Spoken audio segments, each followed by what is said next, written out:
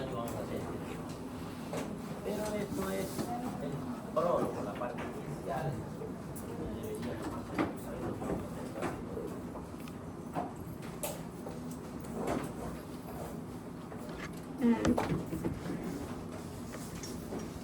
Definición.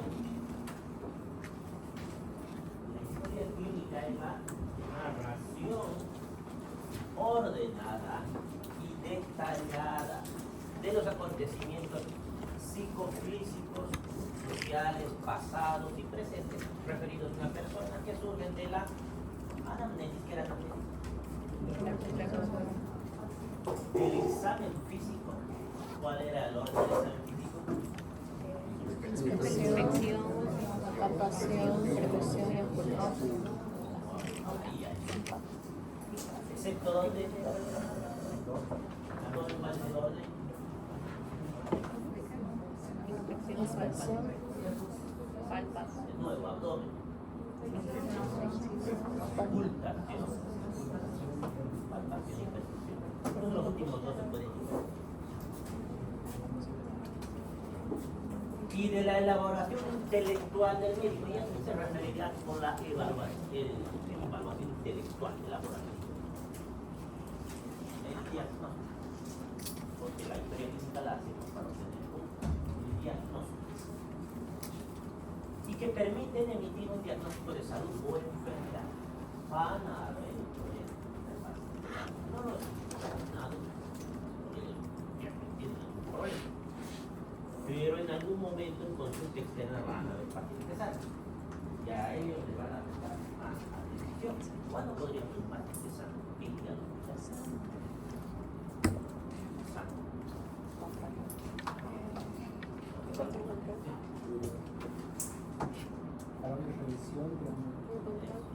Control anual, digamos.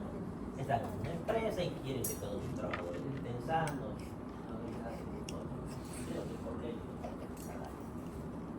Esos pacientes son los que más cuidado tienen que tener, más que los enfermos, porque creen. Porque en su casa no ninguna de las clínicas está todo bien. Parece que no es un problema. No, porque quieren que la mayoría esté. El paciente enfermo viene con molestias, con quejas, que más o menos dirigen hacia dónde dirigen la vida humana. Pero el paciente sano cree que está sano, no sabemos si está sano, ni él sabe si realmente está sano. También tenemos que buscar si hay algo que no está bien.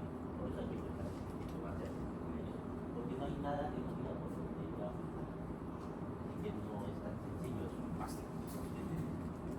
Más importante es comprender que la historia clínica debe ser conceptualizada como un documento médico, científico, legal, económico y humano. Vamos a ir desglosando qué significa cada una de estas cosas. Médico, ya que refiere que las características de la enfermedad desde un punto de vista médico. Estamos describiendo su patología, por qué está con ese diagnóstico. Describimos los hallazgos semiológicos, configuración de síndromes, que eran los síndromes. Conjunto de signos que son diferentes. Completos que se quedan a la mitad y pueden obtener como enfermedad. Medidas diagnósticas, eso que significan los estudios,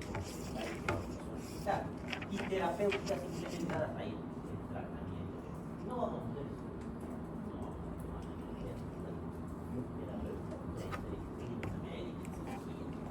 pediatría, etcétera, etcétera. Ahora nos vamos a centrar en anamnesis, examen físico, algo de diagnóstico. El orden y la buena letra, en el caso de las historias clínicas manuscritas, son aportes necesarios para la comprensión del documento escrito. La tendencia es a dejar de hacer casi todo está pero en algunas situaciones menos que todavía se hacen manuscritas, como en el Hospital San Juan de Dios hasta hace unos meses se hacían manuscritas. Todavía algunas partes de la historia clínica manuscritas son logísticas, no es tan fácil hacer digital si ya está firmado, sellado hasta cierta parte. Esto no puede pasar. ¿Por qué?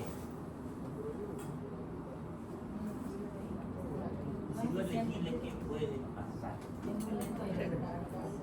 No solamente sea lento, sino puede ser que tenga errores en la interpretación. Que enfermería, que es la que hace cumplir otras órdenes, unas cosas que no deberían ser, puede suceder. O en la receta que le den cualquier otra cosa. Entonces tengan cuidado. Además, no solamente eso. Cuando se hacen auditorías médicas, auditorías clínicas, se fotocopia. La foto tiene que ser en azul, por si acaso, que es un motivo específico. Fotocopian todo el expediente clínico y van revisando una auditoría médica. Hoja que no se entiende a la basura. Solamente se quedan con la parte legible. Y la historia clínica, porque no se ha escrito, no se ha hecho. Y si no se ha hecho, es omisión de atención. Y eso es punible legalmente. Entonces, ojo que se entienda. Se entiende que la letra de los médicos no aporta porque creen. Ahorita ustedes no se entienden el problema. No deberían en este momento. Porque tienen que escribir demasiada información en muy poco tiempo. Entonces eso hace que se distorsione un poco la letra. Pero fíjense que sea legible. Intenten que su letra sea imprenta, que es un poco más legible para interpretar. Color, de nuevo, azul. Siempre azul en la historia. Ya les he mostrado en prácticas y los colores interpretan con la historia. Porque nosotros escribimos recién azul, por tanto, ¿usted sabe más del de color? Y si no es azul, son todos azules. A no ser que haya sucedido algo que en medio examen se acabe su colida o se arruine ya, eso es. Esa es la estructura de la historia clínica y esto suele preocupar en los exámenes. Saber el orden de memoria.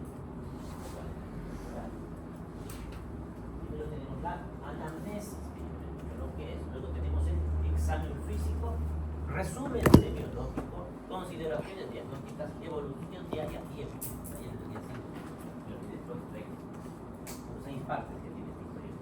Esto de memoria. Y cada parte se va subdividiendo. Si les pregunto cuál es la estructura de la historia clínica, me van a decir estos 6. Estos no. Porque les voy a preguntar también las subdivisiones de cada uno de ellos. Y la anamnesis, cómo se divide la anamnesis, porque se subdivide la anamnesis. Que tiene primero filiación o datos personales, motivo de consulta o internación, enfermedad actual y sus antecedentes.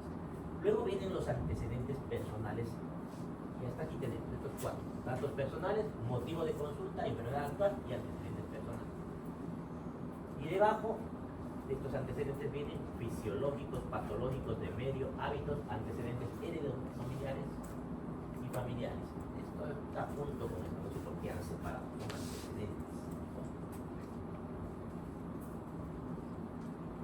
Ahora vamos desglosando cada uno de estos puntos. Anamnesis, ya me dijeron lo que era. Es la indagación por medio de preguntas acerca de las características de la enfermedad y de los antecedentes del paciente. Todo lo que le van a preguntar al paciente es anamnesis. Algo que suelo encontrar en las historias clínicas muy seguido es que confunden el examen físico con anamnesis. No los mezclen. En la parte de anamnesis, solo lo que le preguntan. Si están viendo algo, no se anoten anamnesis, eso se pone en el examen físico. Lo mismo, si están haciendo examen físico, no pongan datos de anamnesis. Por ejemplo, en el examen físico suelo encontrar que ponen diuresis positiva y poco saben que han ordenado los pacientes. Están haciendo examen físico. O queso. No han visto orinar al paciente. No, siempre está le han preguntado. Ya no es examen físico, eso ya es. Ojo con esos detalles. Durante la anamnesis se debe mantener una actitud de atención para captar todo lo que quiere el enfermo. Es más, en general, para la historia clínica, cada detalle va a importar. Cada cosa, por más pequeña que parezca, puede importar. ¿Para qué? Para que lleguemos al correcto. Porque es nuestra mente. La anamnesis debe tener un orden, en especial para evitar olvidos, omisiones. Es el motivo de ese orden que hay que tener, que se van a acostumbrar de manuscritas al principio, vacías, las hojas en blanco, y ahí escribí, aunque parezca repetitivo, pero si ya sabemos esto, ¿no?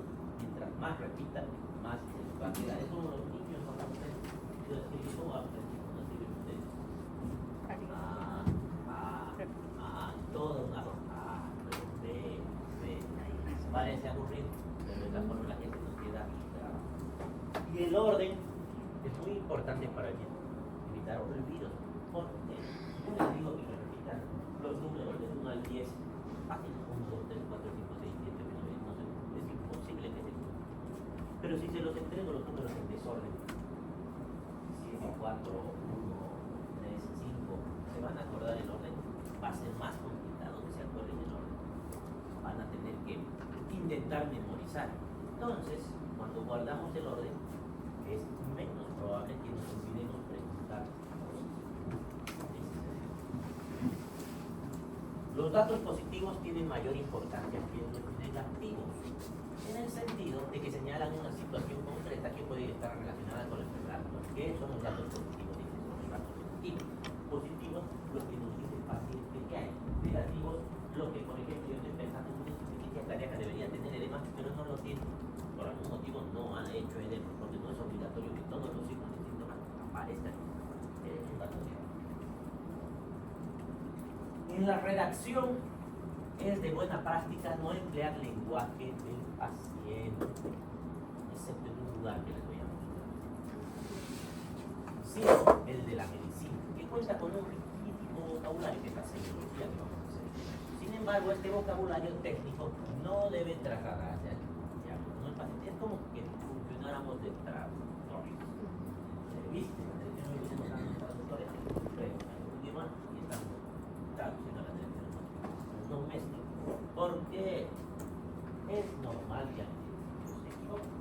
Como que les piden hablar a los pacientes. Si usted ha tenido disnea, no va a saber el paciente qué es eso.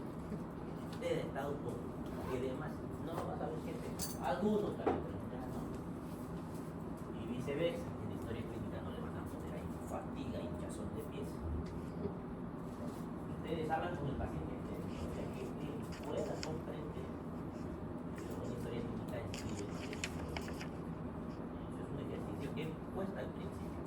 Siempre se nos escapa hablar a un texto mejor. No es bueno, incluso a los colegas de los confunden, los asustan. O los pacientes finalmente piensan que les están hablando de estas palabras para que no entiendan y se quejan a su abogado. Mira, esto es lo que está pasando. Entonces tengan ese cuidado. Es más, yo no tengo el cuidado de mis pacientes o sus familiares les explico. ¿Han entendido? Sí o no. Si no han entendido, díganme, yo les explico al estar en todo.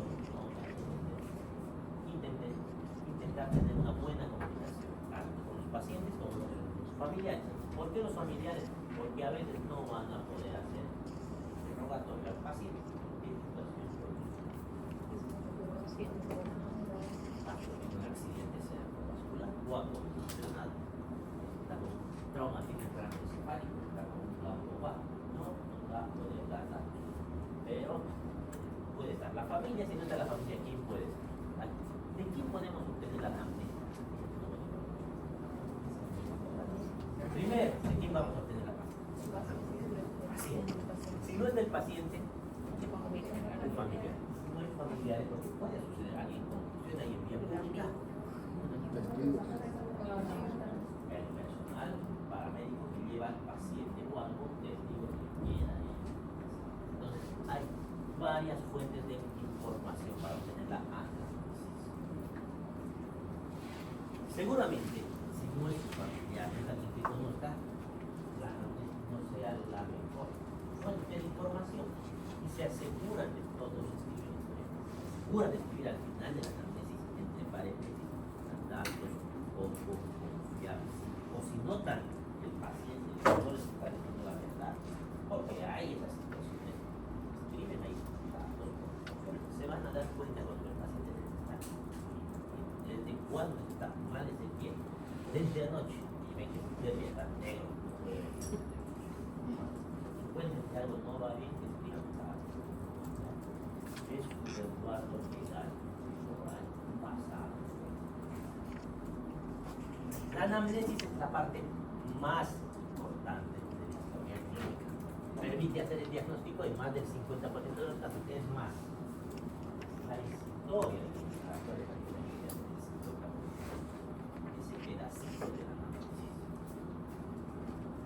Datos que identifican al enfermo desde un punto de vista civil, como nombre, edad, estado civil, nacionalidad, ocupación, domicilio, persona responsable en caso necesario. Esa es la parte de identificación. Motivo de consulta o internación. Tiene como finalidad poder dar en pocas palabras una orientación hacia el aparato del sistema afectado.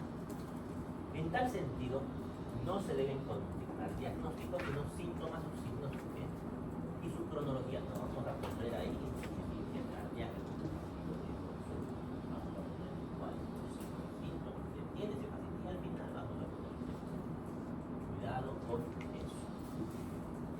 Se registra 1 a 3 signos y síntomas que son la causa de la consulta y aquí hay una diferencia de las historias clínicas. Lo ideal es poner las palabras del paciente, porque más adelante vamos a ver en la historia de la enfermedad actual que vamos a utilizar un término de médica. Entonces tiene que haber un lugar donde estén las palabras del paciente en algún momento de la vida, porque entre hemos dicho que tenemos que traducir el lenguaje del paciente, porque en algún lugar escribimos las palabras del paciente.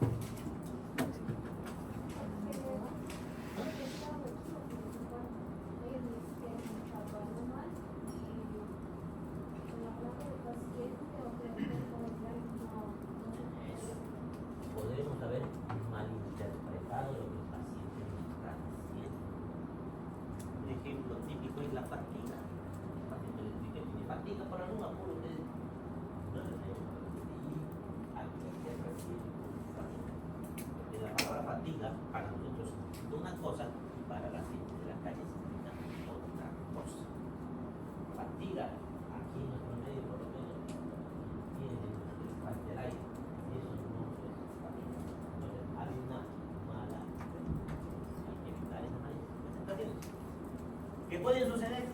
Cuando el paciente no va bien con su tratamiento, podemos hacer una junta médica, revisar la historia clínica y ahí a veces buscamos el motivo de consulta. Ahora, ¿qué dice la literatura del motivo de consulta? Es mejor poner las palabras del paciente. En la historia de la enfermedad actual tenemos palabras médicas. Algunas escuelas de medicina lo hacen al revés, por algún motivo que desconozco. Pero como van a trabajar ustedes en diferentes lugares, no todos van a trabajar en un mismo lugar, a la tierra donde fueres, haz lo que quieras. Van a hacer eso que hacen en los hospitales donde llegan, no se van a pelear. Es más, se registran 1 a 3 signos y o síntomas que son la causa de la consulta. Breve. Porque no vamos a decir nada, solamente el motivo de consulta. Por ejemplo, tos, fiebre, expectoración. O dolores y deformidad de las articulaciones de la mano. ¿Qué será tos, fiebre y expectoración? ¿Qué para empezar? Con esto ya tiene que comenzar a funcionar su razonamiento crítico. Puede ser. No es lo primero que sería, pero puede ser. Y si está pensando en tuberculosis, cuando comience su historia de la enfermedad actual, que le preguntará. Ajá, y comenzará a dirigir todas sus preguntas a la tuberculosis que está pensando. Primero se deja hablar todo, libremente al paciente. Luego de hablar, empiezan a dirigir algunas preguntas que creen que pueda hacer tuberculosis. Pero si está pensando en algo más probable, aquí es más común. Una neumonía, pues también le dirigirá bastante tiempo. Una vez que el paciente ya termina de hablar. Y de esa manera empieza a funcionar nuestro razonamiento clínico. Dolores y deformidad de las articulaciones de la mano, ¿qué les hace pensar eso?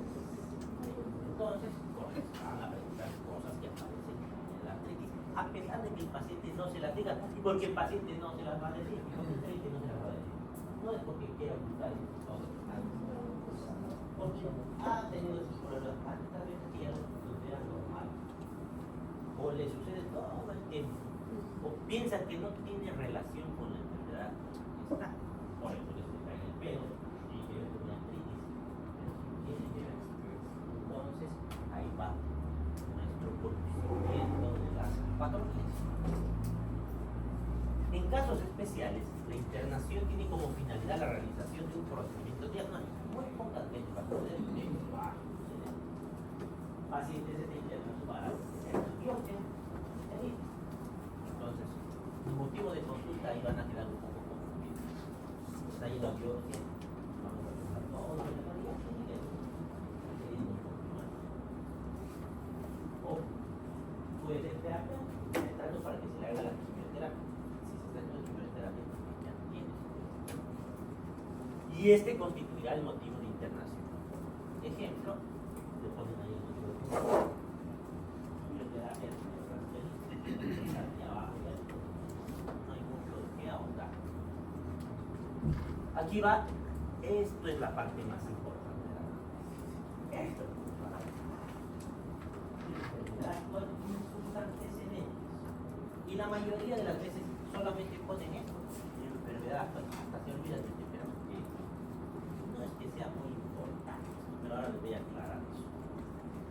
Se recomienda la redacción precisa y en orden cronológico de todos los padecimientos del paciente, comenzando con las primeras manifestaciones de la enfermedad. ¿Pero qué dice aquí? Enfermedad actual. No estamos hablando de algunas enfermedades. Porque lo está llevando al hospital. ¿Qué significa que sea cronológico?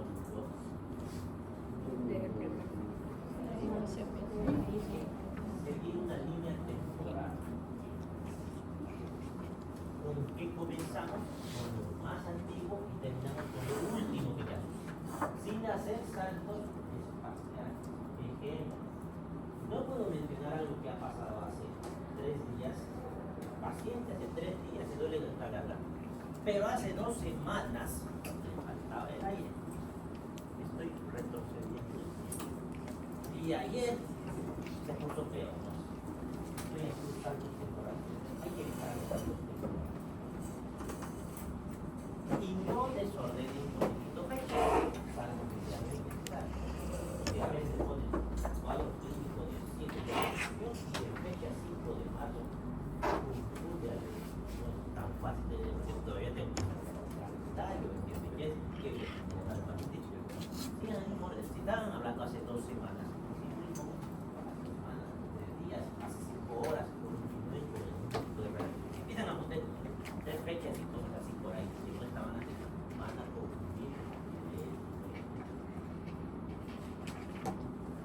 detallado, preciso.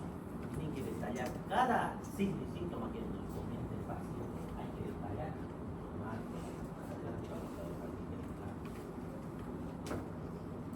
Se toma nota de los datos en forma cronológica, dejando que el enfermo exponga libremente sin interrupciones. ¿Qué significa eso? ¿Por qué viene a porque ya sucedió, puede tener el tiempo. Y el paciente va a empezar a decir, hace 2 semanas que no me siento bien, no lo interrumpo. Van a leer lo que están anticipando, nosotros necesitamos. Estamos en un contexto especial, donde no hay mucho tiempo, hay otros 2 o 3 pacientes que están esperando afuera. Pero normalmente no deberíamos interrumpir al paciente. Que se termine de hablar todo lo que tenga que hablar. Y ahí vamos anotando lo que está diciendo o dejando nuestra mente para organizar y luego anotar. O anoten un borrador, háganlo de ustedes. Han aprendido a hacer, no van a poder hacer, se van a olvidar cosas. Les sugiero que se dejen anotar en un borrador, todo lo que les vaya diciendo, porque luego van a reorganizar todo lo que dicen. Porque el paciente no se los va a decir en un orden cronológico. Mira, está nervioso, está asustado. Ah, cierto, hace 2 semanas también tenía. En vez de decirle que se había comido, se va, es normal. El movimiento de la cronología. Ustedes van a organizar. Ya cuando termine el paciente de explicarles todo lo que les molesta, comienzan a preguntarle cosas que ustedes creen que él se ha olvidado o cosas que ustedes crean que tiene relevancia. Como que si les dice tuberculosis, están pensando en tuberculosis, estoy tosiendo, estoy botando flema, y esa fiebre, ¿a qué hora es? Entonces, ¿estás seguro? Y en las noches, ¿cómo duerme? ¿No siente que despierta con las sábanas mojadas? Están pensando que fiebre. Y usan sus palabras, en el caso de la insuficiencia cardíaca, cuando hay ortopnea. ¿Cómo duerme? Con cuántas almohadas son. Uno, dos o tres, el paciente se da cuenta que son 2 o 3 almohadas. Pero le preguntan, ¿y por qué usan 3 almohadas? Normal dormir con 3 almohadas. Porque cuando uso una sola almohada, me falta el aire o me despierta todos esos detalles, porque ustedes ya están pensando en posibles, van preguntando todo lo que creen explicar. Terminan de obtener toda esa información y ahí comienzan a ordenar todo con detalle. Cada cosa que le diga el paciente es detalle. Por ejemplo, el dolor. Si le duele, me voy a conformar con que le duele. Primero tengo que ver así. ¿Dónde le duele? Si el dolor se contiene ahí o si se irradia hacia algún lugar, si el dolor es permanente, si el dolor viene, va con caso del cólico, si hay algo que acompaña el lado, por ejemplo, una colecitis, el paciente se queja de que le duele un poco de derecho, es de forma intermitente, después de que come algo con grasa, y ese dolor suele venir acompañado de náuseas, muchas veces vómitos, los vómitos son religiosos, entonces todos esos detalles tenemos que preguntar, aunque el paciente no nos diga el principio. Y se van a dar cuenta que sí, algo que no estaría diciendo. Luego se realiza un interrogatorio dirigido con el fin de ordenar y completar el conocimiento. Para ordenar esta parte vital de la historia clínica, las preguntas que se formulan de manera habitual son estas. No lo voy a saber, debería haber. ¿Cuándo? Lo que yo les pregunto, por ejemplo, ¿cuándo empezó? Porque a veces no nos dicen la fecha. Estoy enfermo hace una semana. Seguro que hace una semana. Hace 2 semanas, ¿cómo se siente? Ya no sentía ya medio cansado. Sí. Normal, no está. ¿Desde cuándo ha sido la última vez que usted se sintió sano y sin ninguna molestia? Hace un mes. Se dan cuenta de que no era hace una semana. Era hace un mes. Y las fechas a veces se acuerdan. Ustedes mejor lo recuerdan. Era carnaval, estábamos en Navidad. Estas cosas podemos hacer recordar. Ante todo lo demás. ¿Cómo comenzó la enfermedad? ¿Con qué síntomas se presentó? ¿Cómo evolucionaron estos síntomas? Es la primera vez que aparecen los síntomas. ¿Tuvo algo parecido antes? ¿A qué atribuir la enfermedad? Probablemente no sea lo que él piensa, pero no está por demás. Muchas veces lo que el paciente cree es lo termina siendo. ¿Qué precedió a la enfermedad? ¿Realizó alguna consulta médica? Muchas veces ustedes están evaluando pacientes que ya los han visto 2 o 3 médicos, ya les han pedido laboratorio, como no estaban conformes, han buscado otro médico. Y para no caer en el mismo error, ya no buscan otro médico, porque muchas veces no es que se equivocó, sino que los síntomas en ese momento no eran tan claros. Entonces le presentamos, ya le acabo el diagnóstico, se lo preguntamos, ya le han pedido estudios complementarios y le decimos, muéstrenos sus estudios para no repetir y hacer lo mismo que habían hecho antes, que no funcionó. ¿Qué exámenes complementarios efectuaron? ¿Qué diagnóstico le realizaron? ¿Qué tratamiento recibió? ¿Qué repercusión general ha provocado la enfermedad sobre la calidad de vida de ese? Es importante que cuente con todos los documentos que testimonian las medidas diagnósticas y terapéuticas implementadas con anterioridad. Todas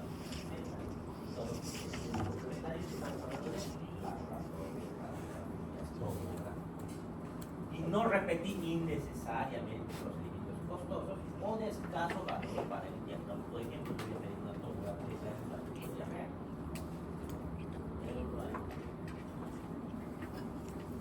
Si el paciente tiene antecedentes personales claramente relacionados con la enfermedad actual, esto se debe comunicar por medio de este apartado. ¿Se acuerdan que era historia de la enfermedad actual? Y sus antecedentes, que casi no usamos esa parte de sus antecedentes, porque le va a fallar o